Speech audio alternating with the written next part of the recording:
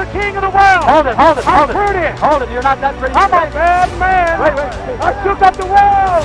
I shook up the world. I shook up the world. Whether it's a world champion boxer, a basketball player, a track star, a horse, even animals, I find out that this Mark Spitz, for an example, he's a world champion.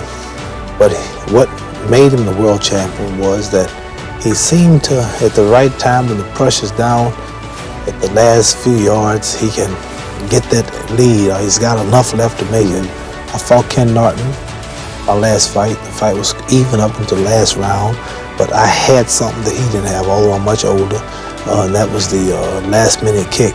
What's that last-minute kick? Is that something? Just the stamina, the strength, it's more than training. The mental capacity to realize what's involved and how important it is to make your body do something that's really too tired to do. Your mind makes you do it.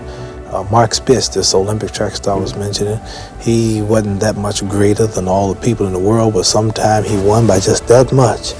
And a champion is just one who can come out at the last minute and close the show. As they say, the star closes the show. A 14, 15 round fight, and it's even, and usually this champion, you can depend on him to come through at the last few seconds and find some energy from somewhere. Is it discipline? Not only that, it's mental and physical. His body's in physical shape to do it, plus mentally too.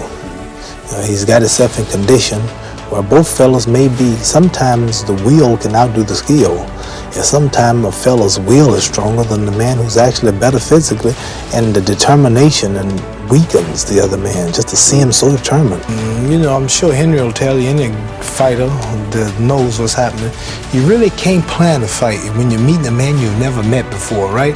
You just have to get your tools ready. Here's a car stops on the highway. They call the AAA or whatever and say, my car's broke down. What it is, and lady, she don't know it's broke. Well, the man comes with all the tools, and he come equipped to handle whatever the problem is. An astronaut goes into space, and he pretends that something happens to the ship before he take off.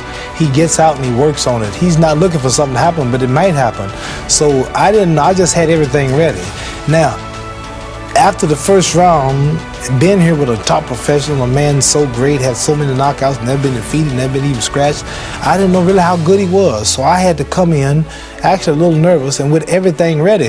After one round of dancing, I found out that this would tire me out.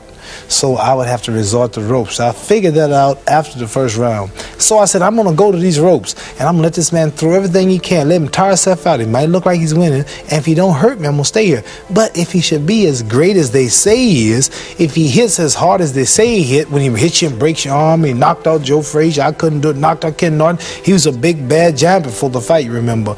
Now, you remember that, don't you? Yeah, I do. How bad he was? They don't say that now, but you remember he was a real bad cat the other day, right? Don't forget that. Now, after I found out he didn't have it, I stayed there. But if he had had what I thought he had or what they said he had, I'd have kept running, hoping I wouldn't get tired. Everybody stop talking now. Attention. I told you, all of my critics, I told you all that I was the greatest of all time. Want to be Sunday listen? I told you today, I'm still the greatest of all time. Never again defeat me. Never again say that I'm going to be defeated. Never again make me the underdog until I'm about 50 years old. Right. Then you might get me. I told you I'm the real champion. I told you I'm the champion of the world. All of you bow. All of my critics crawl. All of you suckers who write the Ring magazine, Boxing Illustrated, all of you suckers bow because the stage was set. You made him great. You made him a bad Joe Louis. You made him a hard puncher. But I want everybody from this moment on to recognize me as the scholar of boxing. If you want to know any damn thing about boxing, don't go to no boxing experts in Las Vegas. Don't go to no Jimmy the Greek. Come to Muhammad Ali. I am the man. I like for them to say he took a few cups of love. He took 1 tablespoon of patience, 1 teaspoon of generosity, 1 pint of kindness. He took 1 quart of laughter, 1 pinch of concern, and then he mixed willingness with happiness. He added lots of faith, and he stirred it up well. Then he spread it over a span of a lifetime, and he served it to each and every deserving person he met. Muhammad Ali.